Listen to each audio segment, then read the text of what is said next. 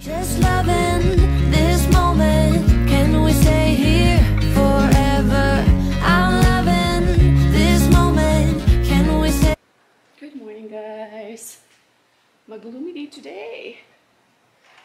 Punta ko lang si Aryan kasi naglakad-lakad pa sa labas. Kailangan ko ng araw, B. Pa? Hindi. Malang ka na ko, B. Mailang. Wala na niya. Oo, nag-aya na. No, pati yung baba, nag-aya na. Kugan makuha ng basa ng pila ka. Pati ano ka ba? May kugan gulod. Ah, okay. Ano lang pa, Aryan. Ay, bungo. May plastic ka. Kasi si Papa, guys, yung nakaraang araw, yung ilong niya, nagkaroon ng tigyawat sa loob. So, namaga talaga yung mukha niya, guys. Namaga yung ilong niya, namaga yung mukha niya. Puntahan ko si Aryan. Walang araw. So, masarap maglakad-lakad. May tsura ko naman. Oh, abi ko na mumuksa. Good morning! Lalalala, just kami. What if the world had more of your smile? What if the wind could spread your love? Kasi mag-ano iya buhok, no? What if your sweetness could reach everyone? There'd be no wars. Mommy, wag it. Mommy, it you play, dali, play. Ay, gusto niya sumama sa akin, guys. Birds will sing about your heart. And the trees will whisper the word. Ayakap siya, guys. So, ayaw niya. Will spread your joy to the ones who lost their hope. Ay, ikaw. Oh, Jess is sad. Oh, Jess, you will leave, Jess? Ha? Maano lang ko. Tataan! Yan, guys. Umuwi na ako kasi. Tumakbo lang ako, tumakas ako kasi tingnan niyo, diba? Ayaw kong patakasin ni Aryan. Ayaw kong pauliin. Gutom Jones na ang nanay, be. So, kain tayo. Pinabili ko si Papa lang. Ang ganda na dito. Tingnan niya. Ayan, see? No? Gusto ko itong lagayan ng ano ko, guys. Ng plato. Kasi talagang safe from the apis, babe. Tsaka ng dito. Tsaka yung lagayan ko rin ng bigas. Ito sa kape ko yan siya eh. Safe from the ipis talaga yung mga plato. Tsaka kutsara. Pag may tabon. Tapos, ano pa ba? Let's go. Luto muna ako, be. May dumating akong Shopee. In-order ko to, guys, kasi ayan, guys, ayan na. Tadan! O, diba? Ang dami niya na, be. O, pak.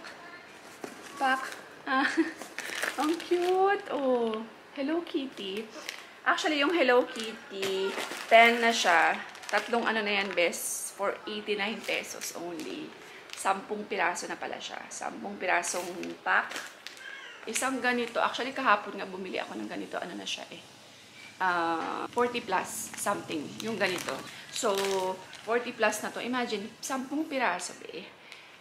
89 pesos lang. Kasi si Arya, kailangan talaga ng wet wipes. Kasi ano siya eh. Unti-unting dumi lang, something ganyan. Maghuhugas talaga at maghuhugas yan ng tubig. Tingnan natin yung kanyang expiration date. Oh my gosh, ang cute-cute niya, guys. Sobra. Ang ganda-ganda niya. What's the expiration date? Meron ba siyang expiration? Oh, ayan. 2026, mga besh. August 14, 2026 pa ang kanyang expiration pe. Diba? Ginawa siya August 15, 2024. So, 2 years. Ayan. Si Arya kasi, need niya talaga ng wet wipes sa school. Syempre, pag magsi-CR siya, diba? Sanay kasi si Arya sa wet wipes. Magsi-CR siya, mas madalian. Kasi hindi pa siya masyadong marunong. Kasi pag naka-uniform be, yung bata, 9 years old, pag alam na maghugas siya ng tabo, ganyan, eh, basa lahat, be, ng uniform niya. So, kaya, sanay naman siya sa wet wipes. So, iihi siya, magpupo siya, talagang wet wipes lang yung gamit niya. Ito for Arya. Ayan, 10 pieces na yan, be. Oh my gosh, bibili uli ako. Tapos, ito naman, be, 20 pieces. Pack naman for 20, ano naman siya, be, 20 pack for 149 pesos. Oh, diba, be? Sorry, 142 pesos lang pala binayaran ko kasi meron akong discount. So, 142 pesos for 20 pack. Oh, diba? So, ito para kay Aryan, tsaka sa bahay. Kasi, alam nyo guys, minsan, mostly talaga, mas magandang gamitin yung wipes kaysa sa basahan. Let's say, mapupunas ng mesa, sa kusina talaga, gamit na gamit to guys, tsaka sa CR, yung aming wet wipes. Kasi mas malinis para sa akin to. Isang punas lang tapon na. Tapos may alcohol na siya, diba? So, yes, ang galing. Grabe, dapat noon ko pa to. Nauubos yung pera ko sa wet wipes, babe. Kung gusto yung bumili to, babe, lalagay ko sa baba, sa may comment section, tsaka sa may description kung saan ko siya nabili. My gosh, ayan na siya yung carton niya, guys. O, diba? Ang dami na. Tapos ano pala siya? May 80 sheets na siya sa loob. Dumating na si Aryan, guys.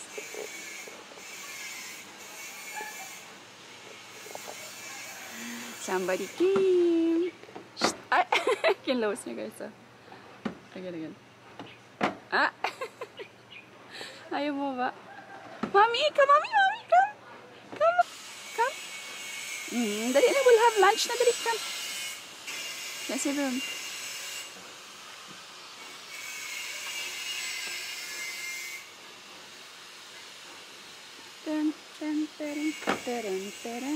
Oh. Tagay. Ang cute-cute ng red sa kanya, ah.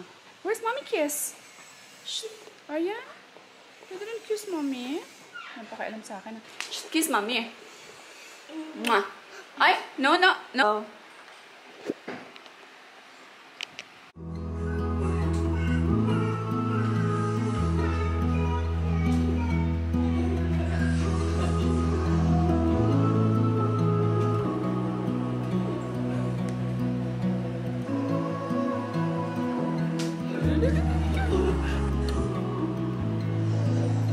Ah, you're here!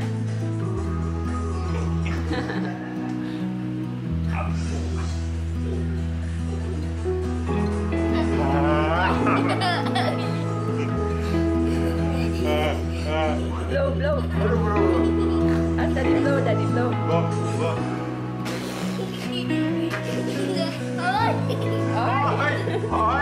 Hi! Uy! What are you doing? Where's your teeth? A few moments later. Guys, sunduin mo natin si Arya. At, baka mahulog ang aking cellphone. Card day nila today. So, half day lang sila. Time check, it's 11. Nabusog ako. Ngayon lang ako natapos mag... Ay, kita mo lang. Wala akong susi. Paano ko lalabas? Galing. Medyo mainit. Ay! Oh my gosh.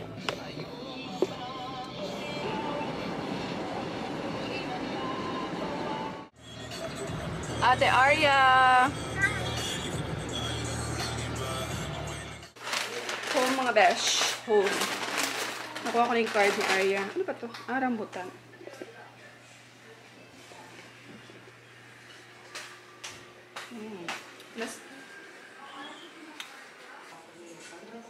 Parang lansones din pala lasa ng ano? Siliguelas? Ay! Anong tawag sila? Rambutan. Kapatid. Magawa kami kasi ng assignment, guys. Filipino pa naman to. 5 example ng pandiwa, tapos gamitin daw sa pangungusap. So, kumain, maglakad, sumayaw, uminom, magsulat. Ang kapatid ko, space. Okay, ka. Yes, I told you, if it's Tagalog, cannot use the small letter. One eternity later. So, ayan. Ito natin tong vlog. May sabihin kasi ako sa inyo, guys. Si Arya, guys, I'm super proud. We're super proud of Arya. Sobrang taas ng grades niya, actually. 96, 95, 94. All line of 9 yung grades niya. Except sa mathematics. Parehong-pareho kami, be. Actually, mas mataas yung mathematics niya. Is 86 lang yung mathematics niya. First grading pa lang naman, diba? Ako, be, mathematics ko, palaging ano yan, line of 7. Or, mataas na sa akin yung 86 na yan. Anyway, now I'm super proud kasi tutok na ako kay Arya, diba? Sa mga assignments niya, ganyan, talagang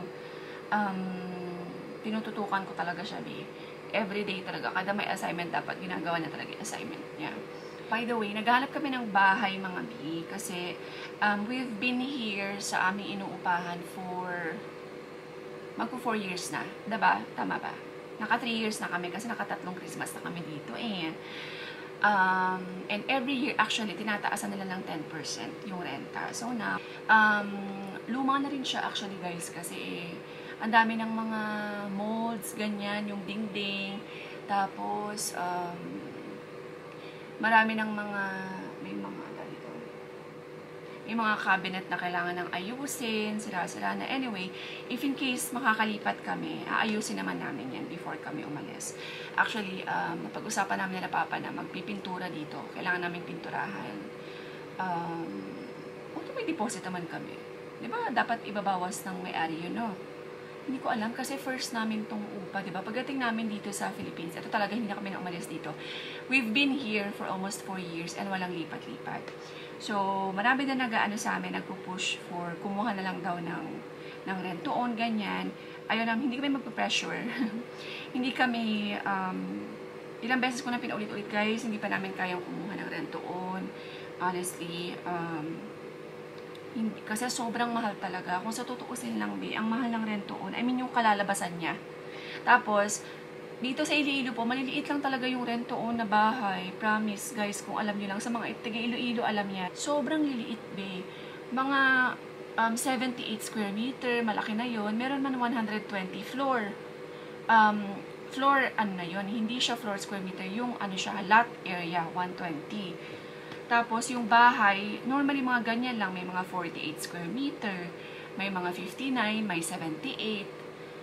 Honestly, guys, sobrang liit para sa amin yun.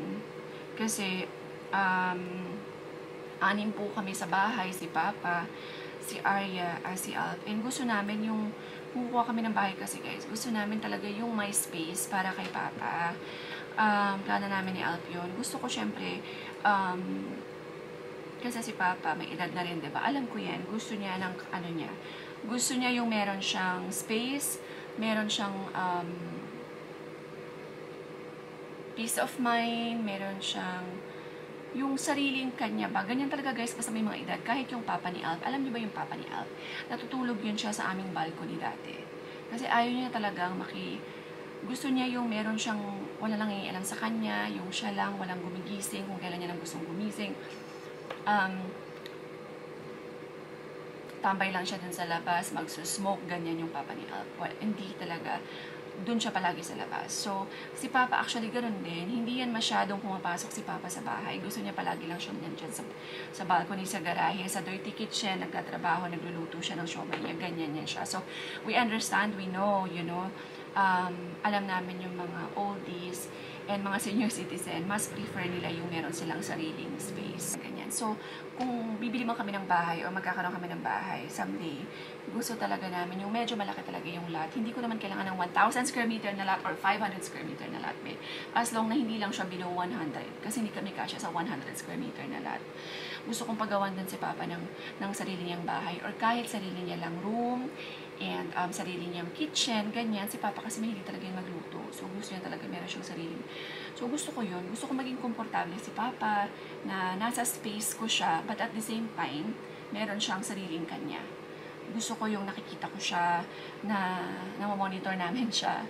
And, ayan, naalagaan ko siya, diba? Gusto ko yung nasa akin siya. Ayoko yung magbubukod siya. Ayoko yung kaya, ayan, hindi kami nagmamadali. And yung rent-to-own, guys, aabutin niya ng ilang years. Tapos, sobrang liit na ganun na